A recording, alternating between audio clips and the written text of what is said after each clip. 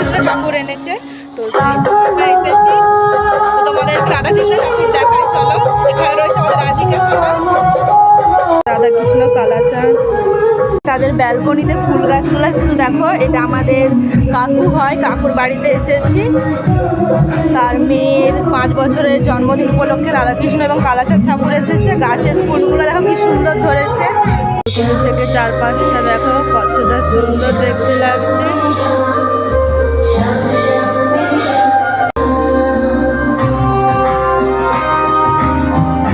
এখানে আমরা দুজনে রয়েছি, আমি আর রাধিকা সোনা।